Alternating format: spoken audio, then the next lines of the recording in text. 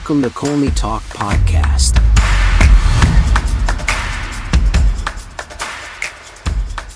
Hello everyone, hope you're doing well. Welcome to another exciting episode of Colney Talk Podcast, your bite-sized breakdown show. I'm your host Alex. First-time listeners, glad to have you here. And to my returning guests, thank you for sticking with me. As always, I talk a bit about the Arsenal match and pick out my top 3 Arsenal players who shined, and one odd player not good enough I get to call out.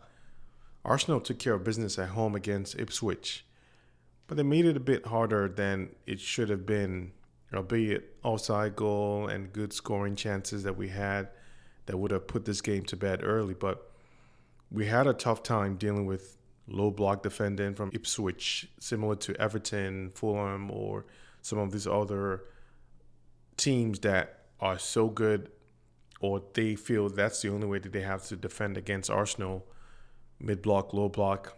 And we've struggled to find ways to score or win and, snatch a victory at the dying minutes, which really isn't the recipe for this team. And we have more work to do there. It's something we've suffered. It's hurt us. And we do have the players to make something happen. We have the capability to create something. It's not easy, but it's there. And it's not new. So there is no longer the conversation of trying to figure it out as an early stage. So for this game, in the first half, Arsenal's approach in the opening 45 minutes was a mixed bag of tactical nuances. Saka's absence is going to be a topic of conversation for a bit of a while until the team is able to demonstrate and show on the pitch that they're fully capable, which they are, to play in a different style and adjust accordingly in his absence. Because we did that when we lost Odegaard for a while. Now for Saka, it's huge. Hopefully we don't miss him that much, and hopefully he comes back quicker.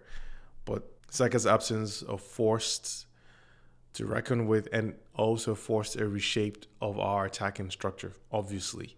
Martinelli's deployment on the right flank was an intriguing choice, which is good, and is showcasing adaptability that is demanding from the players, straight up. I mean, the goal from Kai Havertz was a moment of tactical brilliance, how they tried to cook things up. Trossard's pullback exploited a space that gave him that chance to, whip that cross between Ipswich center backs and fullback, and it was a corridor that we targeted a few times in the first half.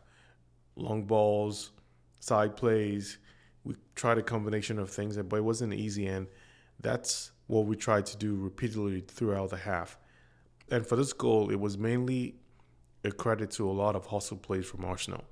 I don't think Trossard had the urge to run at Ipswich 1v1. I'm not sure why I didn't get to see a lot of that from him. Could be that he was cautious. That's the best way for me to look at it. And handling the physicality that Ipswich brought maybe made him think a little bit, and he didn't want to lose the ball, or rather expose Louis Skelly on the left one-on-one on a situation that really would take the entire team off the rhythm. So maybe we can see more of that in a situation that gives him more room, because he had the chance to do that a couple of times when he was fed the ball.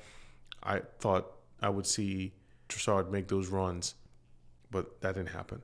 On midfield manipulation, it was well appreciated by me in this game. Declan Rice and Odegaard consistently created triangles with the fullbacks, allowing for quick vertical progressions throughout Ipswich mid-block when they pulled away from their defensive third. But it was mostly a game of patience, a slow cooking patience. Arsenal had to play this ball through extensive patterns. I mean, we had possessions for, I think, 92, 93% in the first half. That sounds as a clear sign of dominance. We had control of every single situation. But that's also as a result when you're playing a low block formation, because you don't have the ball. That's your posture in defending against Arsenal. You're not playing with the ball, so Arsenal would try to play around you, play in different ways, long balls, as I mentioned. But that's exactly what we were faced with. So we had to do a lot of those extensive pattern of passes just to find a small opening, making the game rather slower in rhythm, and that was not a good look for us. Our final third entries lacked that usual crispness that I have talked about. While I didn't think our attacking was predictable, it wasn't favoring us going right wing dimensionally heavy, because we had the situations where we can ping the ball to Odegaard, give him that 1v1 chance he could, or run through the back line and not necessarily have a lot of a heavy dependent attack on the right. But that's exactly what we did. Nothing wrong with that. But it wasn't favoring us, I don't think, because even though we had that easier entry, when it came to those final last combinations, we lost every connection, even to pull in Trossard coming in from the left. Arsenal suffered in dealing with the compressed space. And as much as we had those entries and touches in the box, when it came to dealing with those final reactions, it was a problem. First, we had a lot of traffic. I mean, almost all Ipswich players were in there.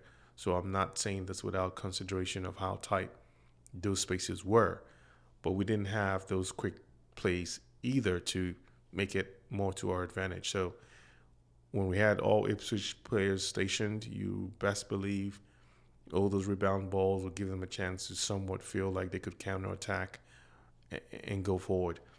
And it also limited our shooting opportunities. We played and touched and passed, but we couldn't shoot as much as we wanted to.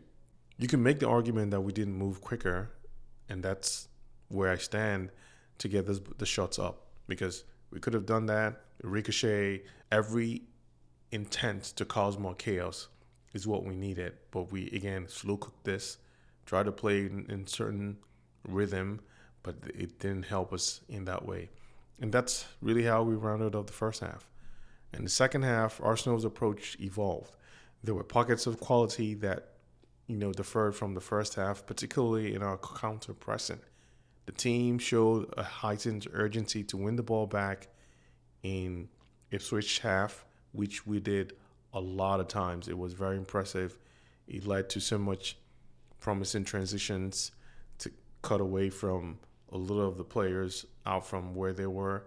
But as we tried to do that a few times, we didn't get to the point of getting a few of those attempts or threats to the keeper at the time. As the half wore on, there were a noticeable drop in our sharpness and our killing instinct. And that, not a good look again when we're just 1-0 up, because it's not all done. It felt like Ipswich were even comfortable that that's all they had to deal with, and maybe find a chance to equalize and then leave the ground with a point. But no, our possession became more sterile with an increase in lateral passes in the middle third. This shift in tempo allowed Ipswich to grow into the game, and I think this was really the time they had the ball for most of the match. It's an interesting situation for them, but I have come to realize there's some moments or times in games where you can have as much of the ball, possess much in the game, and it just takes only a few instances for the opposition to just get the ball and strike and make an impact. Thankfully, that wasn't the situation, but when they were on it, they were able to move the ball into our third. Yes, we defended well, but that brought back those thoughts that we've suffered in the past. The shift in tempo allowed Ipswich to grow into the game, particularly in a 10-minute spell after the hour mark. And I felt maybe that's the only moment that they game plan to go forward, even after we tried multiple times to try to score or do what we intended from an attacking situation. Martinelli played on the right, doesn't have the same instincts for when to press and when to cover. It's the first game without Saka. We're going to expect a little bit of that, but at least it wasn't all bad.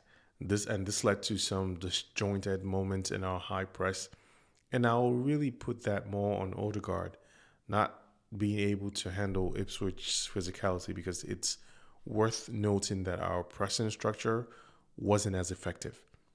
We lost some of our usual symmetry in the press, and that forced Odegaard to cover more ground, potentially explaining his slightly subdued performances in the later stages. Because a few times that he tried to nick the ball or going for those deals, he was out muscled and he just got pushed away so easily. And I didn't think he had a good answer for that, or we had a better player in that situation to make that impact. But then, in turn, Declan Rice's role became even more expansive as the game progressed. He often acted as a single pivot, and he was comfortable doing that because with Odegaard and Havertz ahead of him, he needed to make sure that he was protecting that back line and not giving any more of that vulnerability or exposure that we had. And this allowed for quicker vertical progression, but left us with more exposure to the counterattacks of Ipswich. It was there a few times, and they got through. But thankfully, Big Gabby and Celibet did their thing, and Timber, a lot of Timber made sure that didn't go through to the end. So a lot of big shout out to them. Then Miko Marino came late in the game, injected some much needed impetus in our attack. His energy, though, like it was what we needed as a direct play to add more into our attacking dimension, and that gave us more room to press on and get that second goal. It looked like it was coming. We could have had that, but it just didn't happen. So that was it. I mean, while we maintained our clean sheet, there are more moments of uncertainty in our defending. Raya's bad pass choice and a couple of moments looking like we were stuck between two thoughts of an action of what we wanted to do. Felt like we got caught out, but thankfully that didn't hang around much because we needed to quickly, shrink everything and stay tight to defend because we were no longer looking to score the second goal afterwards as the minutes kept widening out. Our fullbacks were really good in this match. Their influence allowed overload in central areas, created numerous superiority in midfield, and that was what helped us deal with the way Ipswich pressed and defended. I thought it was a clever adaptation, but it did leave us vulnerable to some quick switch of plays, but Ipswich were not fully equipped in their profile and how they tried to exploit it a few times, because when they came to our defensive thirds, we defended and they had to recycle the ball back again to get some plays and to go forward. So it didn't really have much effect. But the team doubled down in defending in the closing minutes. As I said, we didn't have any more intentions to score another goal, and this was now clearly don't lose the game, don't create a draw, don't expose yourself, shut it down, and leave with the 3 points. And that's what we did. We defended until the closing minutes of the final whistle. But I'd be lying if I didn't say I was nervous because, again, 1-0 doesn't say it all. The way we played, we struggled to attack and make something happen from a scoring standpoint. But we did the job. So credit to the team entirely for how they performed and got the results. Now, on to my top 3 performers in this match. First player, Kai Havertz. He was instrumental today, not just for his goal. His movement between the lines was exceptional, consistently offering a passing option to break Ipswich's middle press, which he did. It was crisp in those execution, but then when it came to this final ball a few times, at least one of the times, it was not close enough. There were at least 5 moments where his intelligent positioning created a few others. And there were at least 5 moments where his intelligent positioning created spaces for others. His first dummy run for Trossard's crossing that created the goal, that was one of it. He had a clever 1-2 with Odegaard bypassing the defenders when he was going forward. A third was when his movement to drag a defender out opened up space for Martinelli's run. So I tell you, he had it in his bag. Havertz was on it. And then he had a first-time layoff to Rice that initiated a quick counterattack, and that came from the way Havertz positioned himself. And then finally, I think his position at the back post, almost connecting with Rice's cross, would have given him that second goal. So this was really positioning and good runs from Havertz that really defined how smart he was and great in this game. His spatial awareness and ability to link up play was crucial in breaking down Ipswich's compact defense. And big credit to him when he had to track back. He did it a couple of times, and even when he knew he wasn't a yellow, he didn't stop. So that's a big time playing ability right there. Second player, Declan Rice. He was another standout performer. His role today was more expansive than usual, but that's Declan Rice, obviously. He showcased his versatility. 5 key moments from him, I think. Again, his timed interception to halt one of those counterattacks. I think he had a few of those interceptions. His long-range passing, splitting Ipswich defense. I think he was the Thomas Partey long passing player in this game, and he did it brilliantly. His quick thinking on a free kick, catching Ipswich off guard. He played really well. I think, and then he had that crucial block in the box in terms of not giving Ipswich any room to grow into the final minutes of the game. And then his drive and run from the midfield that created the space to allow Trossard and Havertz to exploit. That was all him. And Rice's ability to dictate tempo provided more defensive cover that was pivotal as the main point behind the back line. So that was maintaining our control of the game, and that was something that we just couldn't take away from in this game. So that was huge. Third and final player, Myles Lewis-Skelly. Myles Lewis-Skelly, what a player. And just to think about it, he has made it possible for us to not think about that position. But I know we definitely will still welcome Calafiori back, or maybe give him room to get fully fit without rushing him. But we don't have as much luxury in terms of the players that we need.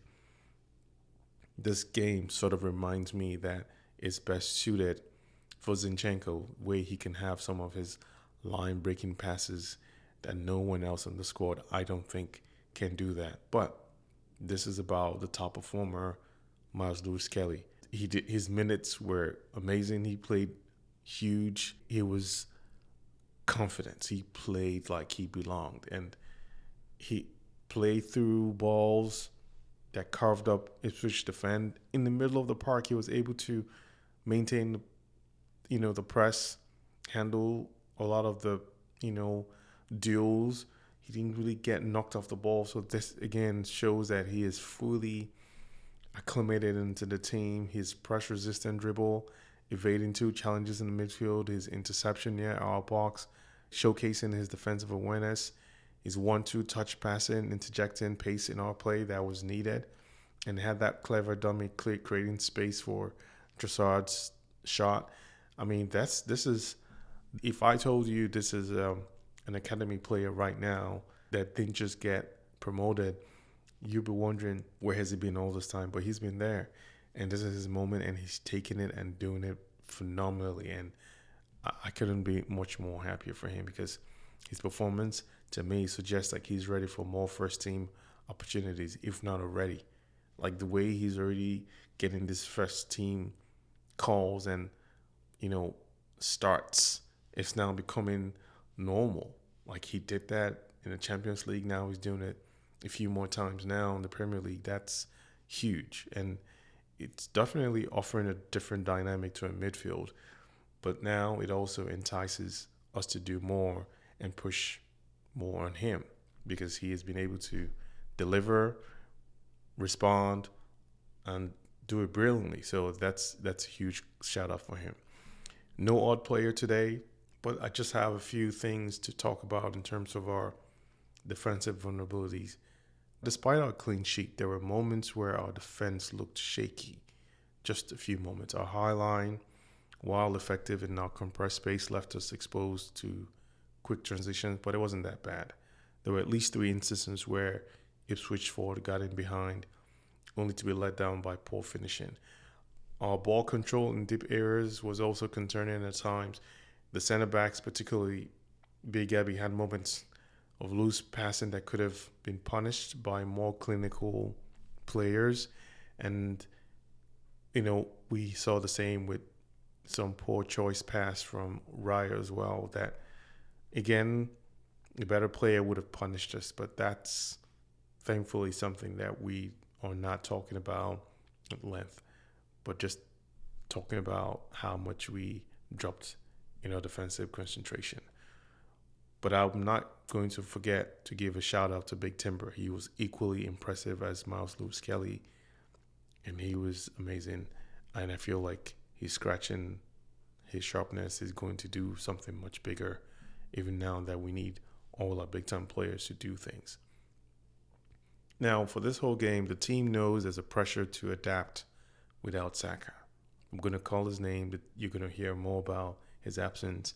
But there isn't much time, and we don't have any buffer or luxury for mistakes.